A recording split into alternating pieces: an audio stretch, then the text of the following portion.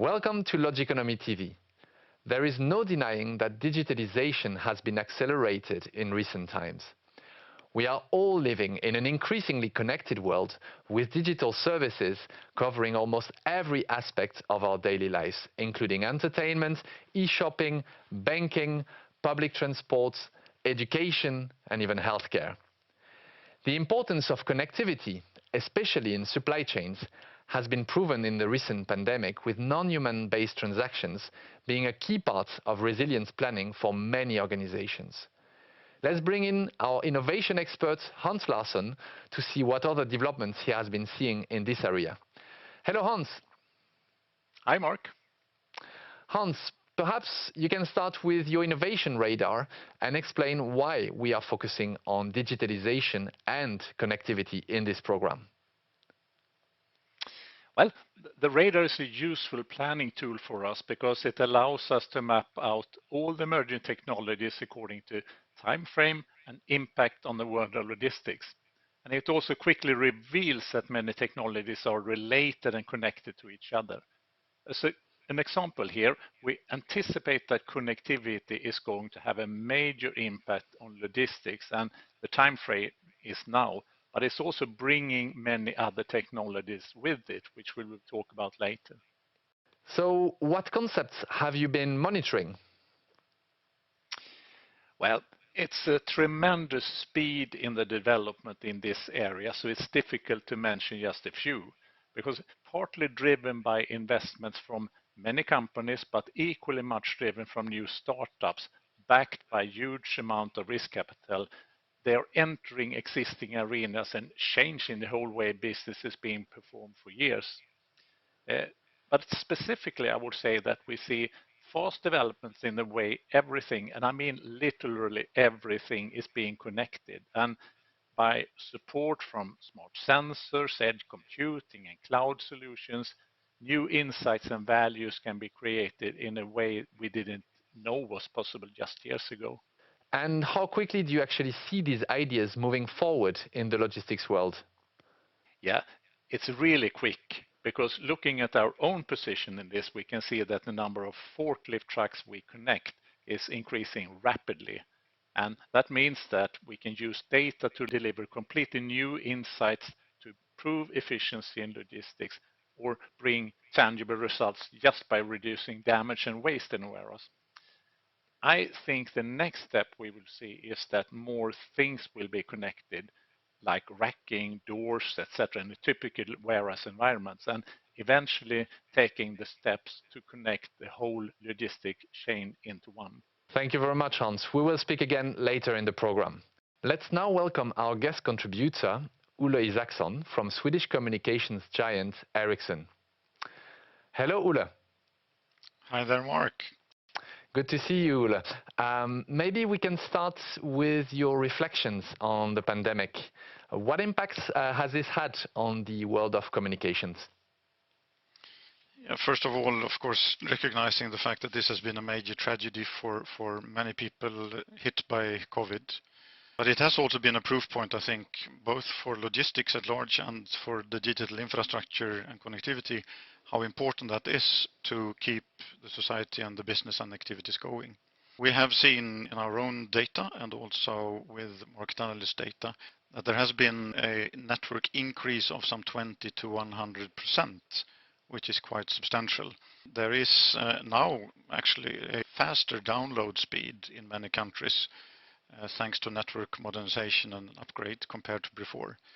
One little bit interesting thing we saw in the beginning, that the mobile voice calls actually increased with some 20 to 70%.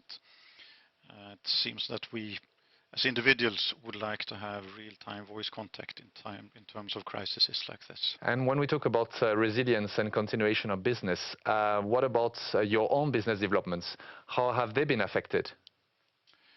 I think that the focus that we have in our business right now is really threefold. One is, of course, to secure that the ongoing operation of our network products in the mobile networks that our customers, the mobile network operators, are operating on a global scale, that those can continue uninterrupted, and that the automation in the operation of these networks is really increasing as well, with deployment of artificial intelligence, for instance.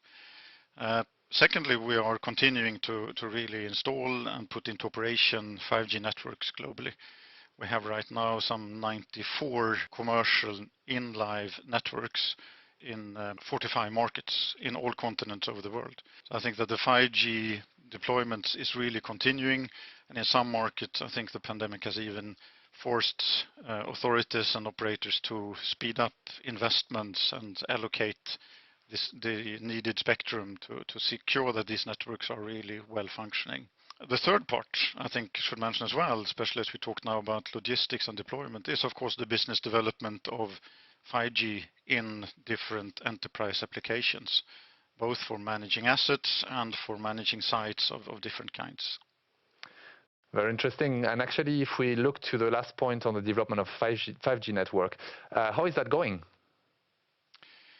I think it's going very well. The initial deployment of the 5G networks is now primarily for consumer needs and for really enabling a more efficient network operation. So you see a lot of different consumer-centric use cases, everything from running virtual reality and gaming, of course, and having a much more user-friendly user experience of media consumption. But we see also in the business development in the enterprise domain how this is now applied for enterprise data-driven operations. And I think logistic chain is an extremely good example of a data-driven operation where you are critically dependent of understanding the real-time status of assets in the supply chain, whether that's being produced goods or vehicles of different kinds or people working in that chain. Or if it is the site operation, where you really need to have a huge number of assets, both inbound coming and going outbound from the site, like a warehouse or a factory or a cross-dock, for instance. And I think in both these domains, the close to real-time access to data needed for these data-driven operations is proven more and more in concrete cases, the value that it brings. So I think you're talking like already in terms of benefits and the real-time information transmission. What other benefits are users getting from 5G? Well, you know, the basic characteristics of 5G is really, of course, increasing the big amount of data that's being transferred. It is also improving the security to handle this huge amount of data. But it is also giving possibility to have a much higher density of sensors or devices or assets that may occur in a high load of a warehouse, for instance, with a lot of goods coming in or going out in a short time. But one of the more important characteristics for new use cases is really the latency, so to say the delay of a data signal going from A to B. And this latency now in 5G is going down to single-digit milliseconds, which enables totally new use cases in automation and also in remote operations. If you think of a remote operation of a truck, for instance, or a vehicle of different kinds, the haptic feedback is extremely important to give the driver, even if the driver is remote, the right perception of the behavior of the vehicle. And here you can see also how the need from advanced gaming and need for advanced business applications are really going hand in hand. So I think 5G it's more or less like a Swiss Army knife. It has capability to support big variety of different use cases, whether high data, low latency, or low amount of data, but big volume of devices. Very good. And if you can talk about reliability, how reliable are these networks? You know, that's I think we have seen, again, back to the pandemic, that the reliability of the networks already in the public network is in the 99.999% uptime range. And this is, of course, now a positive thing to leverage when we go into more private network deployment in factories, warehouses, and ports, and so forth. But also the fact that the mobile networks are running on a licensed spectrum. You know, the radio waves are going in a part of the spectrum dimension that is, so to say, protected for specific usage. So it's not like in a Wi-Fi domain where you have a more best effort or everybody try to get the capacity that they want. In the mobile network with the licensed spectrum, you have a higher likelihood of managing and getting the capacity that you want for every single device. Excellent. I think maybe to finalize, what would be very interesting is to hear of a couple of examples of companies that are already taking advantage of these technologies. Could you maybe just share a little bit more? Some of the more interesting ones that I think we are engaged in that relates to transport and logistics is of course all connected vehicles. So in this site operation domain that I talked about, that is about building private or hybrid networks in factories, warehouses, ports and so forth. There we are working together with the mobile network operators in Germany to address basically all of the German automotive companies need to have an Industry 4.0 enabled production. When it comes to the more asset-centric view, I think we have a really interesting cooperation with the supplier of the transport hub, Einride, making fully electrified and autonomous or remotely operated transport pods, so to say, for hub-to-hub logistics, for instance. So that's where the connectivity is extremely important for them, both on site of the warehouse, but also in the public network in between sites.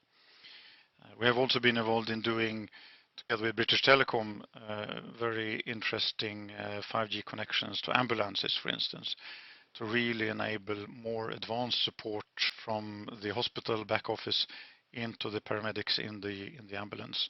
And there again, the haptic feedback of the possibility to control different equipment in the ambulance to do as good analysis of the patient as possible. Here again, the latency plays an extremely important role, and the reliability of the network and the security of the data over that network. So I think there are a few examples of engagements that we're doing right now. Thank you, Ulo. It's really good to hear all the developments, and I really appreciate you sharing your expertise here today. Thank you, Mark. It's my pleasure. Let's now bring back Hans Larsen. Hans, what impact do you see for the logistics industry based on what Ulo has been telling us? Well, I think really 5G is one of the biggest changes we are seeing in society as such for the coming years, but also for logistics, and it's happening as we speak. Of specific interest, for example, would be a warehouse with the opportunity to build an on-site network, just like a Wi-Fi network, but with a completely new game-changing performance level. The reliability, the speed, and maybe above all, the secure response times in the network will mean that we can control trucks, manual and automated, and other equipments by central software and build new solutions that doesn't exist today. In particular, I would see a great opportunity to enhance safety by building equipment and personal protection systems. And how fast is this transformation taking place? It's a good question. It's really, really very difficult to give an exact answer here. The technology in itself is ready and in use, and it's being rolled out as we speak in public networks. And this rollout for consumers will happen really fast. Ulo has already indicated some of the new benefits this will bring alongside speed of data transfer, and that is just the beginning. When it comes to industrial use, where we place logistics, there are simply so many use cases. So I believe we will see an enormous amount of innovations coming from 5G over a long period of time going forward. A bit similar to how mobile phones has developed from just a phone to an extremely sophisticated tool. It's really very, very exciting future. Thank you very much, Hans. That brings us to the end of this Logiconomy program. Much more to come in the months ahead. Thanks for watching and see you soon.